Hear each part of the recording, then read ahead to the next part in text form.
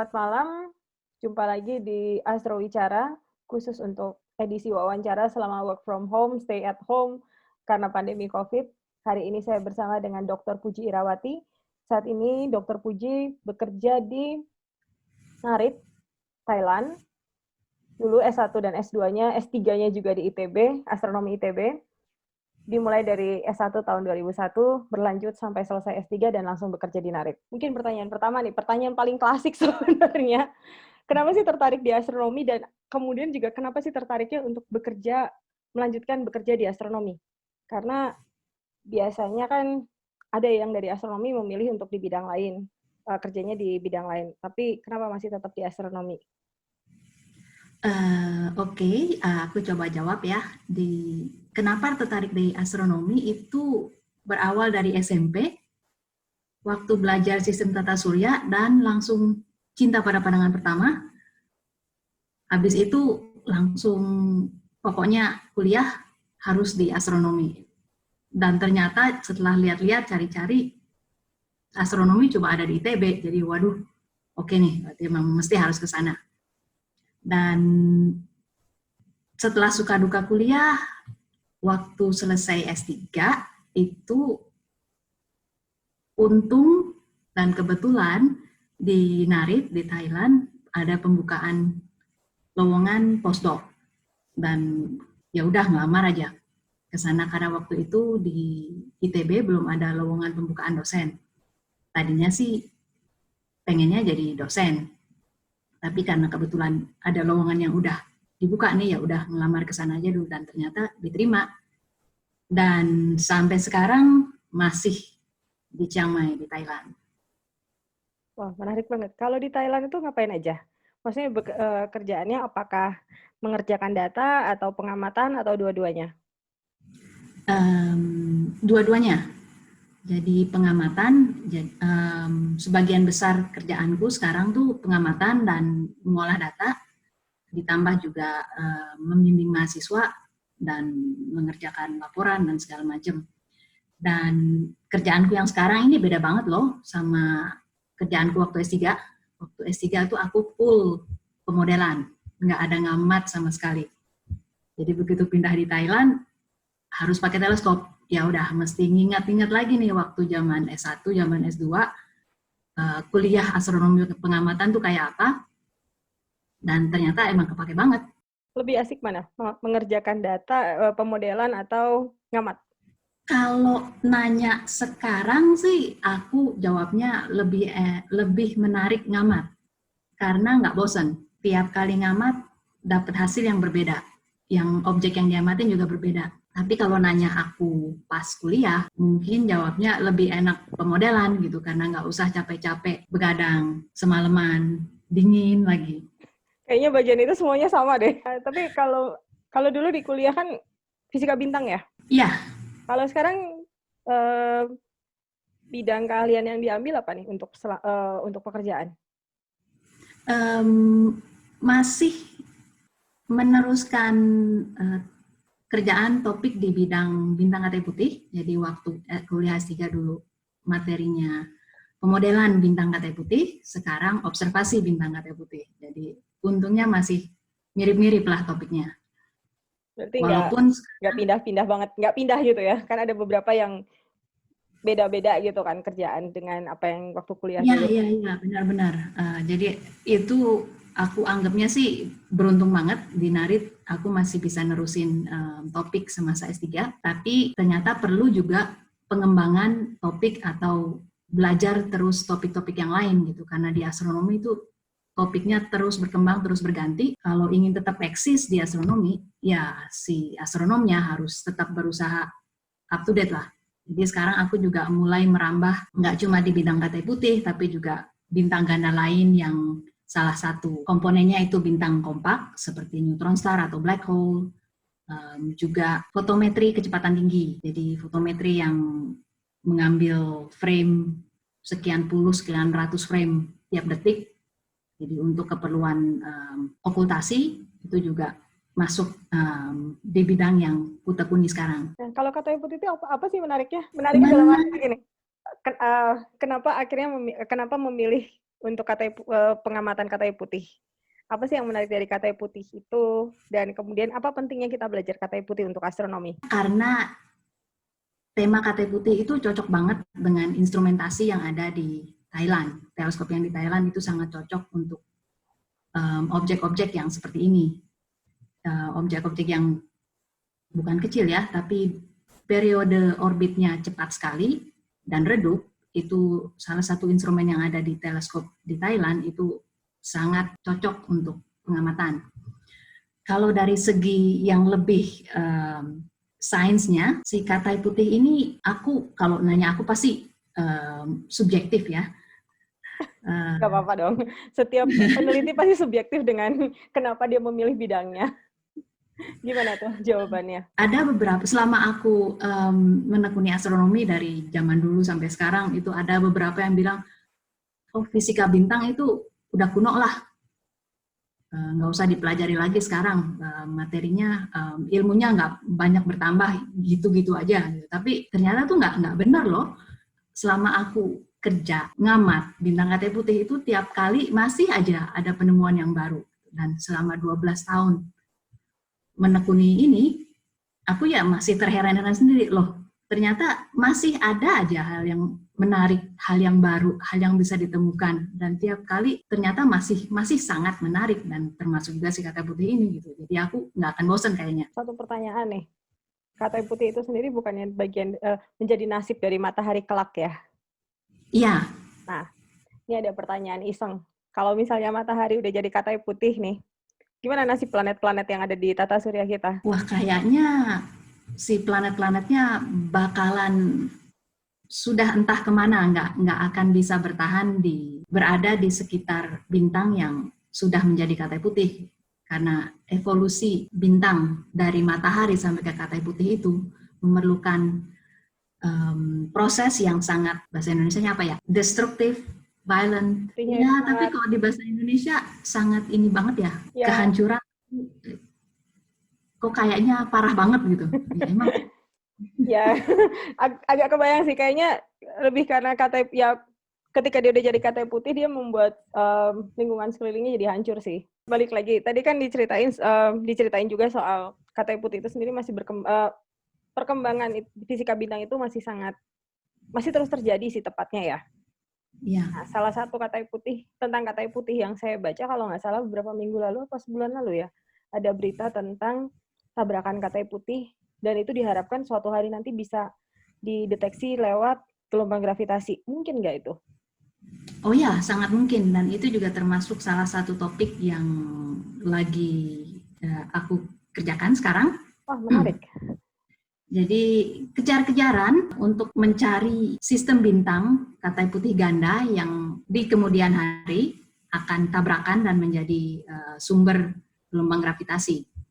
Dan ini tentunya dengan kolaborasi dengan kolega dari berbagai negara. Jadi biasanya mereka yang ngasih kabar, oh Ira, kami baru nemuin ini ada satu sistem yang kemungkinan merupakan bintang katai putih ganda yang periode orbitnya 10 menit, bisa nggak diamatin dari Thailand gitu.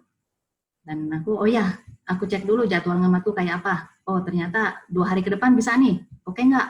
Ya oke. Jadi langsung ngamat, langsung dapet, langsung dikonfirmasi bener si periode orbitnya 10 menit, dan si datanya langsung dianalisa dan akan disiapkan untuk publikasi. Tapi kalau untuk deteksi katai putih dalam hal deteksi gelombang gravitasi, untuk yang ada sekarang LIGO Virgo itu bisa nggak? Atau harus nunggu sampai LISA selesai?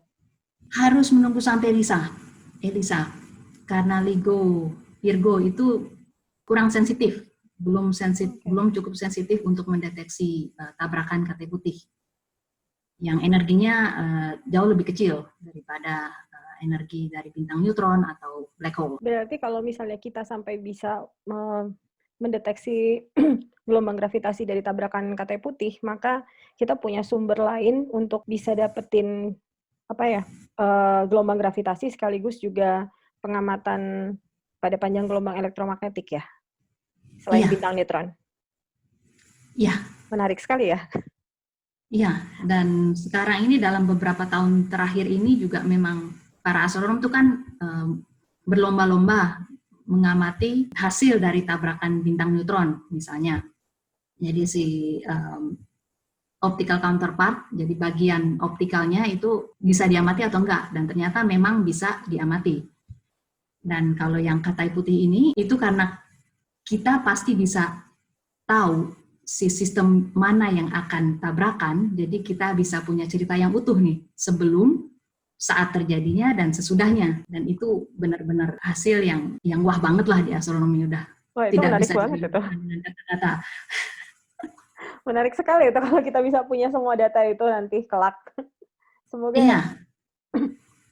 Dan bisa Dan jadi pasti segeralah. Mungkin aku nggak bisa spekulasi, tapi mungkin dalam beberapa tahun ke depan kita bisa nyari calon-calon bintang katai putih yang akan segera tabrakan nih. Berarti bintang-bintang yang sistem-sistem yang periode orbitnya sekian menit, dan kita bisa menghitung bukan penurunan, tapi si periode orbitnya jadi semakin pendek, dan kita tahu kapan akan tabrakan, dan kita bisa siap-siap nih. Semuanya dari teleskop-teleskop yang bekerja di panjang gelombang elektromagnetik, dan juga detektor seperti ELISA misalnya. Namanya Elisa ya, bukan Lisa ya? Ada Lisa, ada ELISA. Oh oke, menarik sekali. Pertanyaan lagi, kalau pengen tahu, NARIT itu punya berapa banyak teleskop? Sekarang yang teleskop utamanya itu 2,4 meter. Ada satu teleskop di gunung yang namanya Dointanon. Terus ada 5 teleskop yang lebih kecil. Ini teleskop yang digunakan untuk sains ya. Jadi ada beberapa teleskop kecil, satu di Cina, satu di Chile, di Australia, dan di Amerika, dan ini ukurannya 70 cm dan semuanya robotik. Niatnya atau impiannya NARIT itu nanti bisa melakukan pengamatan all around the clock, jadi seluruh zona waktu. Jadi begitu bintang ini si langitnya terang karena matahari sudah terbit di salah satu zona waktu, si teleskop yang berikutnya bisa melanjutkan pengamatan. Jadi makanya si idenya. Iya, jadi memang itu impiannya. NARIT itu menaruh teleskop di beberapa tempat ini. Jadi memang kelihatan kan dari Chile sampai ke Australia ada teleskopnya. Berarti cover juga bukan hanya zona waktu, tapi juga utara selatan tercover semua ya? Iya, betul. Kita ada 2 di utara dan 2 di selatan sementara ini. Dan senternya ada di Thailand? Besarnya senternya betul ada di Thailand. Idenya menarik loh sebenarnya.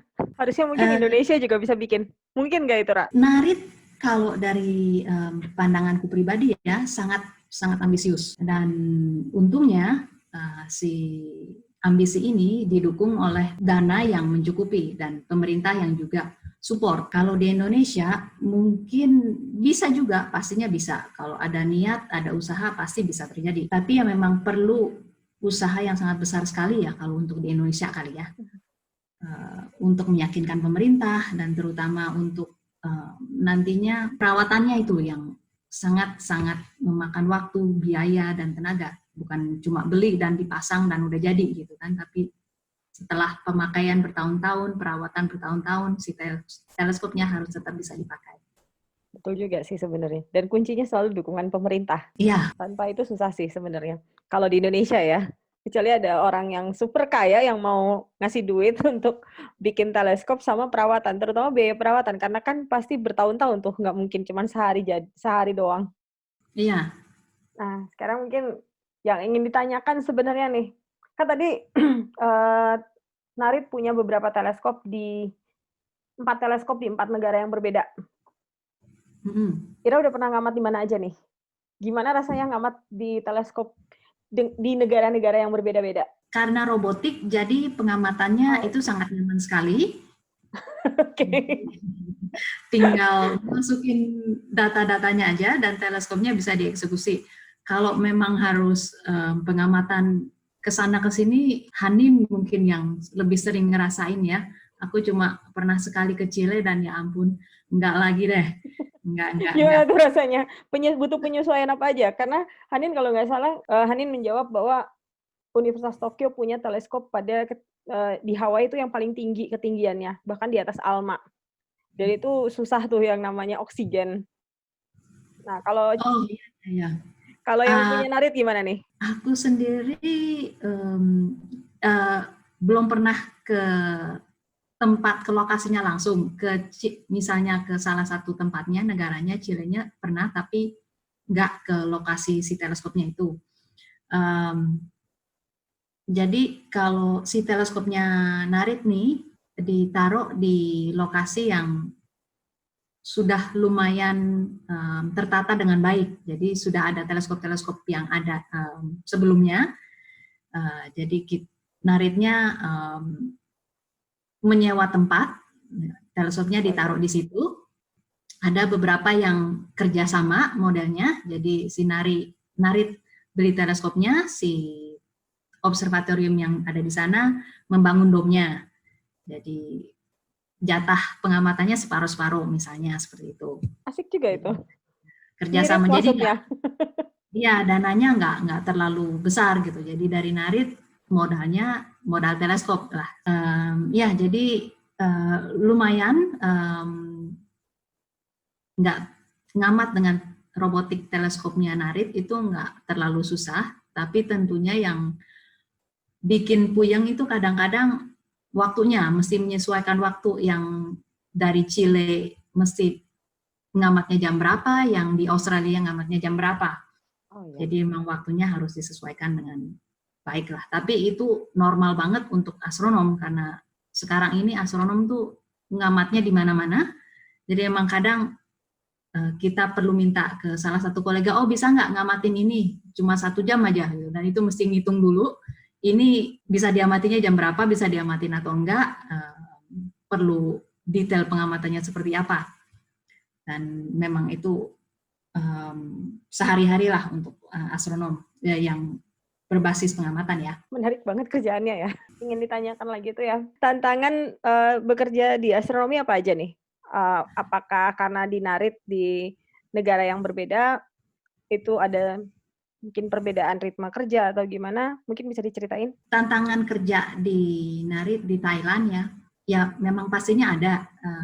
Aku sih sekali lagi lumayan beruntung karena berangkat dari yang negara Asia juga gitu. Jadi memang ada perbedaan dari segi cara kerja dan pengertian kerja gitu, dan kadang bahasa juga ternyata bisa mengarah ke kesalahpahaman. Padahal kita mengiranya oh ini sudah cukup bisa dimengerti, ternyata dari pihak sana itu salah mengertinya cuma karena bahasa aja gitu. Dan itu pasti ya biasalah untuk bekerja di Narit sendiri, karena Narit juga masih di bawah pemerintah, ya pastinya birokrasi dan segala macam. Kalau aku ngebandingin dengan semasa aku di ITB ya, ngelihat para dosen-dosen yang dosen-dosen pegawai negeri dan sibuk berurusan dengan dokumen dan birokrasi. Gitu. Kalau di Narit nggak terlalu banyak, nggak terlalu parah lah, nggak terlalu ribet, tapi tetap masih karena di pemerintah juga dan harus melaporkan pendanaan ke pemerintah ya. Pastinya ada dokumen-dokumen dan cara-cara yang harus terus dilakukan lah.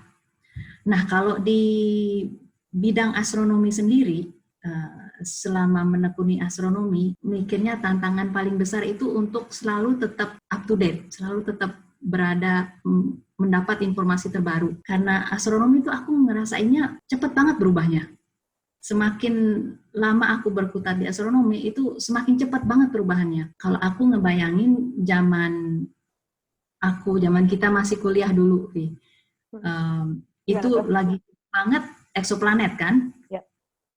Tahun 2000-an. Dan ketika aku kuliah S2, S3 itu udah ganti lagi. Mulai sky survey, mulai banyak penemuan supernova, dan mulai follow up dan segala macam. Dan ketika aku mulai kerja di Narit, itu udah ganti lagi. Dan beberapa tahun terakhir ini mulai si gravitational wave kan, si gravitational wave, terus follow up pengamatan untuk si gravitational wave-nya, Dan sekarang ini, sejak dari tahun lalu, itu lagi heboh banget Fast Radio Burst. Itu aku nggak bisa menerjemahkannya ke bahasa Indonesia, Fast Radio Burst. Itu lagi di dunia radio, para astronom yang banyak melakukan pengamatan radio, itu lagi banyak banget penemuan Fast Radio Burst. Dan tentunya mereka pengen banget menemukan si optical counterpartnya dari Fast Radio Burst, dan aku terlibat juga akhirnya di bidang Fast Radio Burst, di bidang radio, karena mulai membantuin pengamatan di optical untuk Fast Radio Burst ini, untuk benar-benar mencari optical counterpartnya ini. Dan mungkin selama sekian tahun ke depan, ya pasti heboh Fast Radio Burst ini. Kalau nanya 5 tahun ke depan, 10 tahun ke depan, aku benar-benar nggak bisa jawab deh. Bakalan topik apa yang lagi in di astronomi 5-10 tahun ke depan, itu aku nggak tahu. Karena topiknya selalu berubah, selalu berganti, pasti ada yang baru. Dan itu tantangan terbesar. Si astronom harus tetap belajar, harus tetap baca-baca yang terbaru ini seperti apa. Dan kadang si astronom itu sendiri harus bisa mengerti berbagai bidang, berbagai panjang gelombang. Cara ngamat di radio gimana, cara ngamat di ultraviolet gimana, cara ngamat di infrared gimana, di optical gimana, dan banyak juga yang harus pakai teleskop gamma ray dan lain sebagainya. Dan jadi itu, kalau memang serius ingin berkarir di astronomi, jadi jangan pernah bosen baca, jangan pernah bosen belajar, karena itu yang harus terus dilakukan. Benar sih, aku juga ngerjain berita tiap hari, itu luar biasa beritanya, banyak banget yang baru. Iya kan? Itu yang ada press release-nya, yang nggak ada press release aku yakin cukup banyak juga, karena kan ada banyak paper yang dipublikasikan tanpa press release. Iya. Pertanyaan, kok aku tuh dari tadi ngomongin pertanyaan mulu. Nah, Fast Radio Burst itu sendiri sumbernya apa tuh? Magnetar kah atau gimana? Masih belum pasti, ada sedikit petunjuk.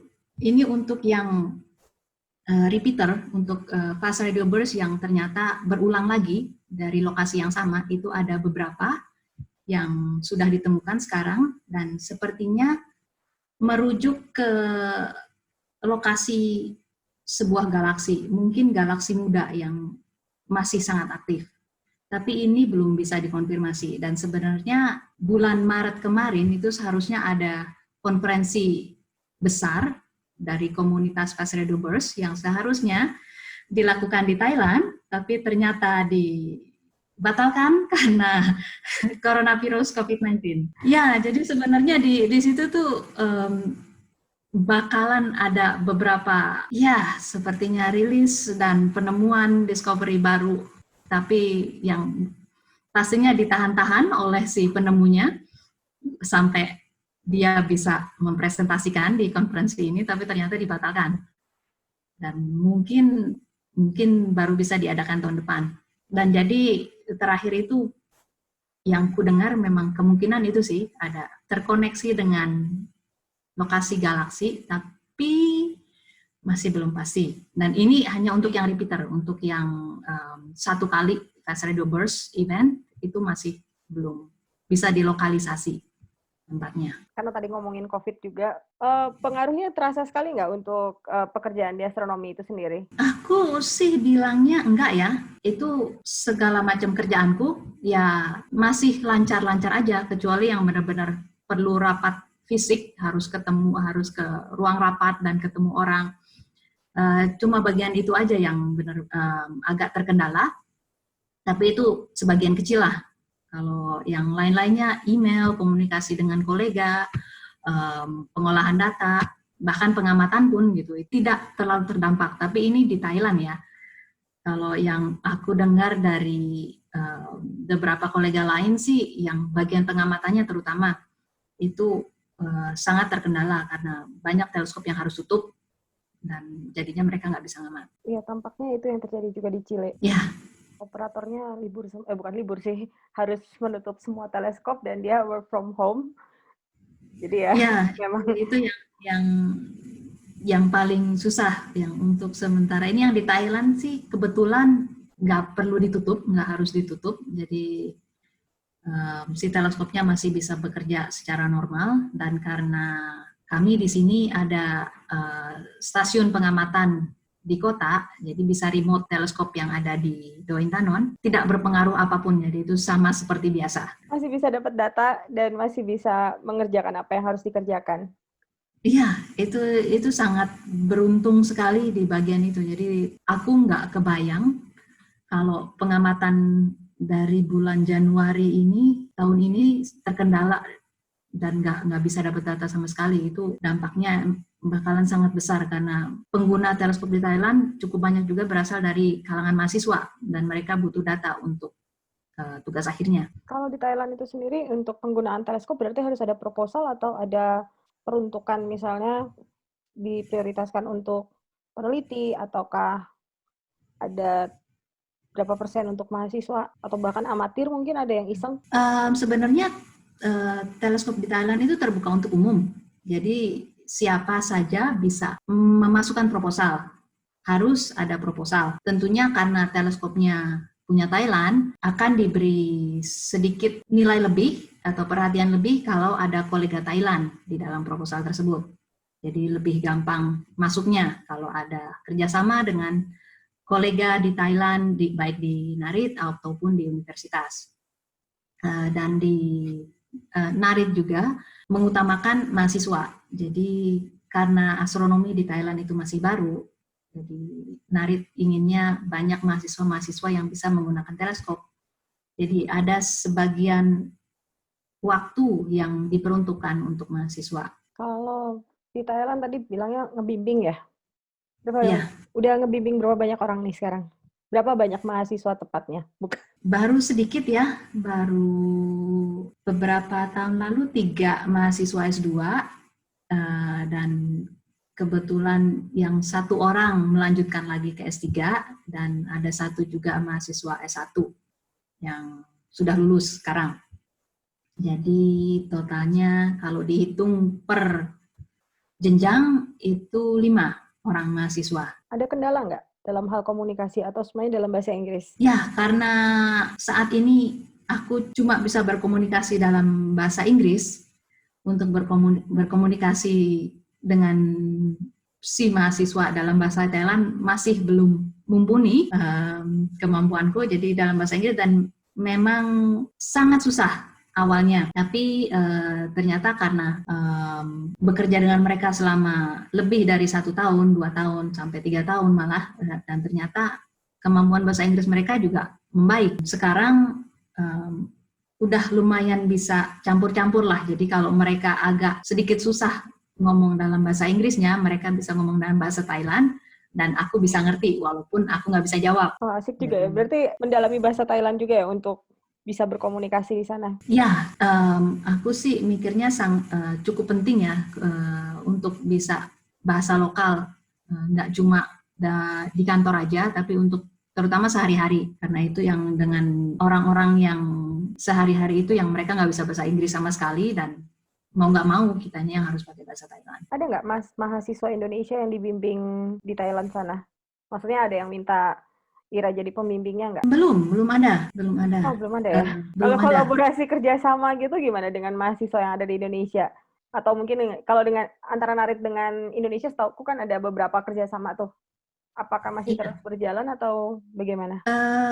Setauku kerjasamanya masih terus berjalan ya.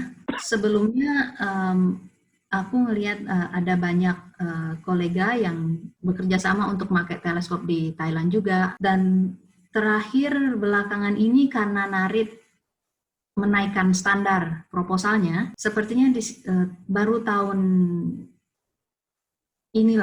kemarin maksudnya, di awal musim pengamatan tahun kemarin, itu NARIT benar-benar menaikkan standar karena NARIT mau mencoba mendapat banyak publikasi dari investasi pengamatan yang diberikan untuk proposal-proposal ini, dan NARIT inginnya juga dapat publikasi dari hasil ini.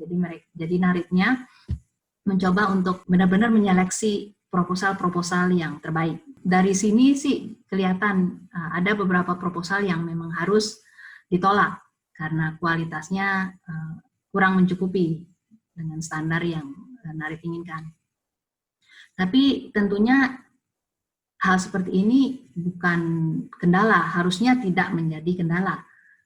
Karena siapapun yang ingin memasukkan proposal pasti bisa berdiskusi dulu atau minta saran dari para astronom yang profesional lah, entah di ITB bisa atau di NARIT juga bisa, untuk bertanya gimana sih proposal yang baik itu, proposal yang berkualitas itu, menulisnya harus seperti apa, dan yang lebih penting lagi itu proposal yang NARIT inginkan itu seperti apa. Karena dari pengalamanku pribadi, menulis proposal untuk teleskop dari berbagai institusi, itu ternyata satu institusi dengan institusi yang lain itu menginginkan hal yang berbeda. Jadi dengan proposal topik yang sama, penulisannya itu harus berbeda. Jadi untuk proposal yang ternyata diterima di satu institusi, itu ditolak di institusi yang lain, karena hal-hal yang mereka inginkan itu nggak terlihat di proposal. Yang satu misalnya ingin melihat, oh ini ada kerjasama dengan para astronom lokal. Sedangkan yang di institusi yang lain, mereka ingin melihatnya, oh si astronom ini mengerti dengan benar-benar mengerti keunggulan teleskop ini. Dan proposalnya memang sangat sesuai untuk teleskop tersebut. Dengan satu topik yang sama, itu harus disesuaikan. Gimana? Ya, jadi untuk menulis proposal untuk institusi tertentu, memang yang paling baik itu bekerja sama dengan astronom atau kolega di institusi tersebut, karena mereka yang paling tahu sebenarnya dari institusi tersebut apa sih yang ingin dilihat, apa sih yang dicari oleh si institusinya, oleh komitenya. Wah, ini informasi penting nih untuk semua peneliti maupun mahasiswa yang mau ya paling tidak mencoba untuk mengajukan proposal pengamatan entah di NARIT ataukah mungkin di teleskop yang lain. Harapannya sih semakin banyak yang melakukan pengamatan di berbagai tempat itu akan memberikan hasil yang juga menarik kan? Iya, dan sekarang memang sangat penting karena sekarang itu semuanya tuh berlomba-lomba cepet-cepetan, kejar-kejaran dapat data untuk publikasi paling dulu. Jadi punya akses ke berbagai teleskop itu sangat-sangat menguntungkan. Berarti juga dengan membuka diri menerima pengamatan dari luar juga akan memberikan keuntungan bagi teleskop di negara tersebut dong ya? Oh ya, satu pastinya publikasi. Dan untuk si koleganya tersebut kolaborasi. Dan biasanya itu dua arah. Jadi kalau kita bisa menyediakan waktu untuk mereka, mereka juga akan mencoba untuk menyediakan waktu untuk kita. Wah, ini percakapannya menarik banget ya. Seperti itu. Oke, mungkin kita lanjut dulu dikit. Nah, kalau misalnya nih ada, tadi kan kita udah bicara lebih ke arah bagaimana melakukan pengamatan, terutama kalau mau ngajuin proposal ke mungkin ke NARIT atau ke teleskop besar lainnya, teleskop besar ya. Nah, yang ingin diketahui, Ira punya nggak, mungkin Ira bisa ngasih pesan ke anak-anak muda yang ada di Indonesia maupun mungkin orang tua yang anaknya tertarik dengan astronomi. Karena kan kebanyakan ya, kalau orang mau milih astronomi, pertanyaannya adalah nanti kerja di mana, gajinya berapa? Kalau soal gaji, wah itu memang sangat tergantung. Kalau nantinya bisa bekerja di institusi yang prestigius seperti NASA atau ESA atau European Space Agency atau European Space Observatory, itu memang gajinya sangat mencukupi. Kalau di tempat yang lain, ya cukuplah untuk hidup dan bertempat tinggal di negara tersebut. Kalau soal nantinya mau jadi kerja apa, kalau astronomi zaman sekarang itu, aku mikirnya potensinya itu besar sekali loh. Apalagi untuk mahasiswa-mahasiswa yang sekarang ini sedang menekuni astronomi. Karena sekarang ini astronomi lagi dalam era sky survey, besar-besaran. Di mana-mana ada teleskop yang survei langit dan mengambil data jutaan, miliaran, triliunan bintang. Dan siapa lagi yang bisa menangani data ini kalau bukan astronom? Dan astronom itu kalau ada yang mau melihat datanya, mungkin hanya sekitar 10.000 orang lebih. Jadi untuk triliunan data, hanya ada 10.000 astronom. Itu jumlahnya sangat kecil sekali si astronom ini. Jadi si astronom ini harus bisa, setiap astronom harus bisa menangani triliunan data, dan itu benar-benar topik yang saat ini tidak bisa dikesampingkan. Setiap mahasiswa astronomi itu kayaknya sekarang harus bisa programming, harus bisa coding, karena paling sedikit itu harus bisa menangani data jumlahnya jutaan atau miliaran lah. Nah, dengan sendirinya, karena mau nggak mau kita harus menangani data yang seperti ini, kita harus bisa belajar gimana caranya supaya data ini bisa cepat nih selesainya. Dan akhirnya si astronom ini bisa bekerja dengan big data, dengan jumlah data yang gede-gedean. Dan kalau si astronom itu bisa bekerja dengan data seperti ini, itu pastinya bisa diaplikasikan di bidang manapun. Mau dari bidang fashion, atau bidang data kependudukan, atau data medis, itu hanya masalah aplikasi, hanya masalah topik. Dari segi pembelajarannya, dari segi penanganannya, dari segi analisanya, itu sama. Jadi kalau nanya nantinya kerja apa, jangan khawatir deh. Pasti astronom yang lulus itu bisa, mau kerja apapun juga bisa. Termasuk ngolah data COVID ya? Oh iya, ya pastinya. Itu yang aku dengar dari beberapa kolega, yang seorang kolega di Australia yang sedang di lockdown, dan ternyata dia harus membantu salah seorang koleganya dari profesor dari bidang kesehatan, karena si profesor dari bidang kesehatan tersebut perlu seseorang untuk mengolah data COVID-19 yang jumlahnya pastinya banyak.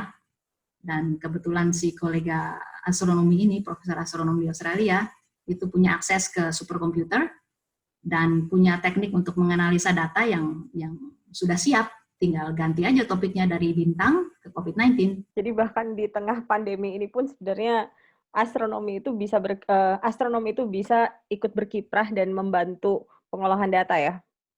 Oh, betul sekali.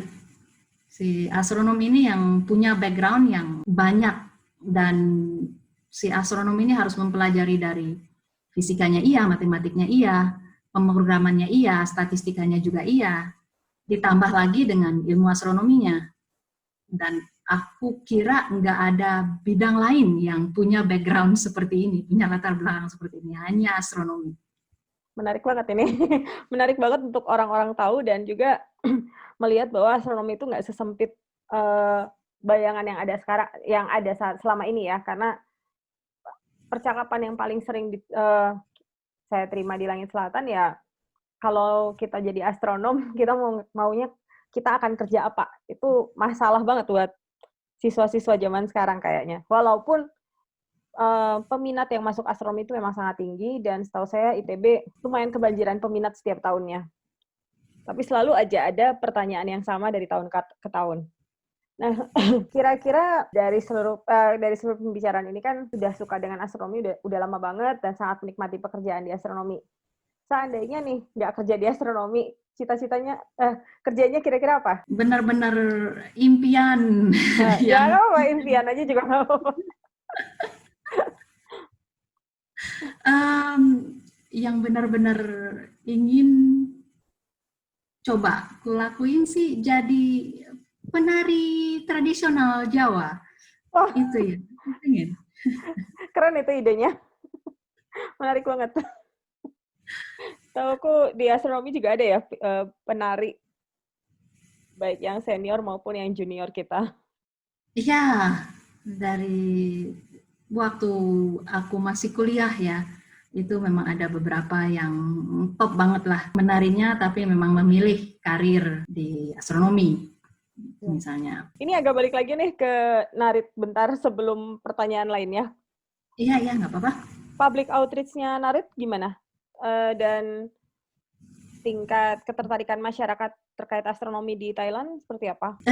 Public outreach di Narit itu grupnya sangat bagus sekali, dan kerjaannya juga mereka grupnya lebih besar dari grup riset di astronomi tempat saya bernaung. Jadi jumlah staff di grup outreach ini jauh lebih besar, dan tapi mereka juga beban kerjanya memang lebih besar lagi gitu, karena mereka biasanya harus menangani siswa-siswa dari sekolah yang tertarik dengan astronomi. Itu biasanya diarahkan ke public outreach, bukan ke riset, kecuali yang benar-benar sangat tertarik ingin mendalami astronomi, itu baru beberapa bisa diarahkan untuk mendapat bimbingan dari grup riset. Selain itu juga mereka harus menangani star party, dan karena NARIT juga ada Regional Public Observatory, jadi observatorium umum untuk publik di beberapa provinsi dari utara sampai selatan. Si grup outreach ini adalah grup yang juga harus mengurusi observatorium dan planetarium yang ada di beberapa provinsi ini, dan itu pekerjaan yang sangat melelahkan karena banyak sekali peminat astronomi di Thailand. Jadi di salah satu waktu baru ada satu observatorium umum untuk publik, itu setiap hari mereka mendapat ratusan mahasiswa berkunjung. Setiap hari, Senin sampai Minggu, jadi benar-benar nggak ada hari libur. Dan yang dari cerita yang aku dengar memang para stafnya itu sampai teler di sana karena benar-benar harus non-stop, dan kadang malam hari pun mereka harus menemani dan membantu mahasiswa yang mau melakukan pengamatan untuk tugas akhir mereka. Jadi benar-benar nggak ada istirahat. Sekarang sih sudah agak mulai mereda karena jumlah observatorium umum untuk publiknya mulai bertambah. Jadi agak bisa dibagi sedikit-sedikit. Jadi nggak cuma di satu tempat aja, dan jadwalnya juga mulai bisa diatur dengan lebih baik. Tapi memang setiap hari itu pasti ada banyak mahasiswa, guru, dan anggota publik yang datang ke observatorium dan planetarium tersebut untuk menyaksikan si planetariumnya, atau kadang di acara Sabtu Minggu juga mereka mengadakan star party yang kadang bisa sampai jam 10 malam atau tengah malam, tergantung dengan event yang ada pada saat itu. Ada berapa observatorium publik di Thailand? Di markas besar di Chiang Mai itu ada satu yang baru buka, ini yang paling besar. Jadi planetariumnya bisa menampung 150 orang atau lebih ya, agak lupa. Kemudian ada teleskop kecil juga, 60 atau 70 cm, hanya untuk publik, jadi bukan untuk riset sama sekali. Ini lokasinya di Astro Park di Narit, di Chiang Mai. Kemudian ada satu di Nakhon Ratchasima di daerah timur Thailand. Kemudian ada satu di dekat Bangkok, dan ada satu di selatan di Songkhla, dan itu baru 4. Dan rencananya ada 2 lagi yang dalam proses pembangunan. Tapi masih belum tahu jadwalnya akan selesai kapan. Jadi saat ini sudah ada 4 observatorium untuk publik. Jadi hanya untuk publik, sama sekali bukan untuk riset. Walaupun mahasiswa bisa menggunakan teleskop di observatorium tersebut. Perkembangan Thailand luar biasa ya. Sangat-sangat cepat, sangat-sangat ambisius. Dan hanya bisa karena ada dukungan dari pemerintah yang cukup kuat. Dan berarti proposal ke pemerintah juga bagus juga ya. Dalam artian pemerintahnya melihat juga bahwa astronomi itu punya peran yang penting untuk masyarakat. Atau karena ada di pemerintahan yang suka dengan astronomi? Ya, itu juga salah satu unsur penting, dan di Thailand ini sangat beruntung sekali karena ada dukungan dari keluarga kerajaan, dan itu salah satu faktor yang berperan cukup besar dalam inisiasi dan perkembangan astronomi di Thailand. Kalau dari segi pemerintah sendiri, tentunya usaha untuk meyakinkan pemerintah itu jatuh ke pundak direktur Narit, jadi para direktur dan staf administrasi. Mereka yang harus meyakinkan pemerintah bahwa pendanaan untuk Narit sangat penting karena hasilnya akan seperti ini, dan seperti itu. Jadi karena lobby yang sangat bagus ini, si Narit bisa berjalan dengan baik. Jadi itu juga penting. Di Indonesia perlu ada seseorang yang bisa melobi dengan baik. Dan tentunya itu juga harus didukung dengan hasil. Dan pada akhirnya pemerintah itu adalah investor dan ingin melihat hasil investasinya. Oke, kami sudah memberi dana sekian banyak, sekarang kami ingin melihat hasilnya. Dan tentunya terlihat dari berbagai mahasiswa dari berbagai macam universitas yang mulai menekuni astronomi, dan juga untuk publik banyak sekali siswa-siswa, guru-guru yang belajar, dan tentunya dari segi riset harus ada hasil riset yang bisa ditunjukkan ke pemerintah. Intinya adalah pemerintah harus dapat benefit dari uang yang sudah diberikan. Kalau misalnya tidak ada profit ya, benefit pun itu penting banget. Ya. Dan sekarang ini karena Thailand, pemerintah Thailand itu sedang gencar-gencarnya untuk pengembangan teknologi. Dan proyek-proyek yang biasanya mendapatkan dana besar atau lebih mudah mendapatkan dana adalah proyek-proyek yang bisa mengangkat tema pengembangan teknologi. Jadi Narit sekarang juga harus bisa mengaplikasikan, memasukkan pengembangan teknologi ke dalam materi astronomi. Dan selalu menyesuaikan. Iya, karena tanpa dana, pada akhirnya riset juga nggak bisa jalan kan? Betul. Jadi memang harus ada cara. Jadi memang ada beberapa proyek yang dikerjakan khusus untuk mengusung tema pengembangan teknologi di astronomi di Thailand. Dengan demikian, si pendanaan bisa terus berjalan karena kita memang harus mendukung visi misi pemerintah juga. Nah, bicara tentang perkembangan astronomi nih, kira-kira dalam bayangan Ira 50 tahun lagi astronomi di Indonesia seperti apa? 50 tahun lagi serius nggak bisa ngebayangin. Okay. Kalau 20 tahun lagi kayaknya agak-agak bisa nih. Gimana tuh? Karena aku dengar-dengar kicauan-kicauan bahwa di Indonesia itu lagi membangun teleskop besar, bahkan lebih besar dari teleskop yang ada di Thailand, dan juga teleskop optikal dan teleskop radio. Dan aku juga dengar di beberapa tempat lain, di provinsi lain di Indonesia juga ada pembangunan teleskop yang baru.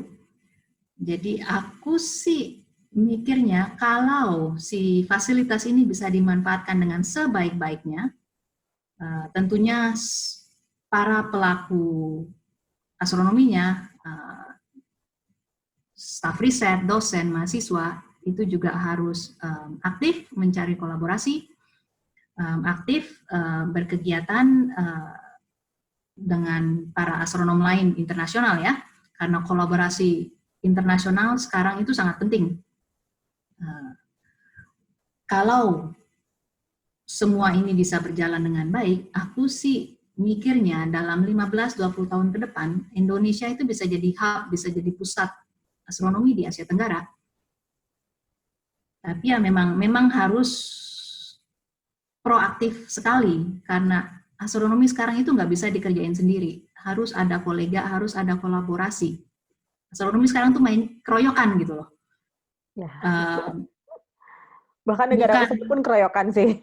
Ya, bukan apa-apa, tapi karena dengan begitu perkembangannya itu perkembangan astronomi, jadi sangat cepat sekali, sangat-sangat cepat sekali. Karena begitu kita butuh data, kita kontak kolega, data langsung ada. Kita agak kepentok dikit dengan analisis yang tertentu, kontak kolega yang lain, analisisnya langsung jadi. Dan begitu nulis paper, si kolega yang ini bantuin nulis bagian yang A, kolega yang itu nulis bagian C, kerjain sama-sama, 1 minggu jadi. Dimasukin sebulan kemudian, dipublikasi papernya.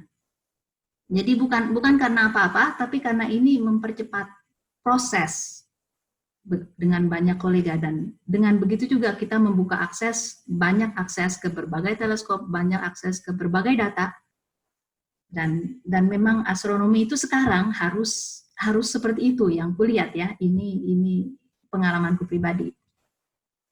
Jadi kalau bisa dijalankan seperti itu, pasti Indonesia bisa jadi pusat astronomi di masa depan. Bahkan public outreach pun sekarang yang penting adalah kolaborasi, nggak bisa jalan masing-masing. Iya, kayaknya di mana-mana sekarang globalisasi, semuanya harus kerjasama, harus ada kontak. Oke. Nah, ngobrol-ngobrol soal teleskop tadi, kebetulan di Indonesia memang sedang dibangun Observatorium Nasional dengan teleskop 3,8 meter kalau saya tidak salah ingat.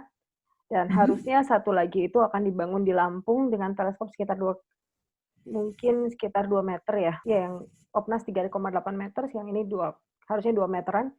Tapi sedang terbentur masalah karena kabarnya dihentikan oleh gubernur akibat tidak ada izin dari Kementerian Lingkungan Hidup. Untuk kelanjutannya kami belum tahu. Tapi kalau tidak salah ingat juga yang di Sumatera, di Lampung itu ada kerjasama dengan NARIT ya? Aku dengarnya kan aku nggak terlibat langsung ya. Ya memang ada kerjasama dengan NARIT juga. Oke. Semoga semua masalah bisa diselesaikan dan kita bisa punya beberapa observatorium dan bahkan mungkin lebih banyak lagi di masa-masa mendatang. Ya, pastinya aku juga inginnya Indonesia, kalau memang si observatoriumnya nanti ini bisa selesai, dan dari sekarang tentunya yang harus dipersiapkan adalah pengguna, karena teleskop-teleskop ini pasti perlu pengguna yang makai setiap malam, dan itu yang apalagi teleskop radio ya, yang notabene harusnya bisa bekerja 24 jam. Betul sekali, kita harus punya pengguna yang mahir untuk menggunakan semua instrumentasi yang sedang dibangun, dan mudah-mudahan akan jadi dalam tahun-tahun mendatang. Ya. Mungkin itu aja wawancara kita malam ini. Terima kasih sekali untuk Dr. Puji Irawati yang sudah bersedia bergabung dari Thailand. Sama-sama, terima kasih. Halo semuanya, terima kasih sudah menonton program Astro Wicara, khususnya untuk ngobrol santai hari ini bersama dengan Langit Selatan. Semoga program ini bisa menginspirasi kamu tentang astronomi tentu saja. Siapa tahu kamu bakal jadi astronomi masa depan. Silahkan klik like, subscribe, dan tentunya centang notifikasinya. Terima kasih, semoga program ini bisa menginspirasi kamu semua dan memperkenalkan astronomi buat kamu. Terima kasih semuanya. Salam.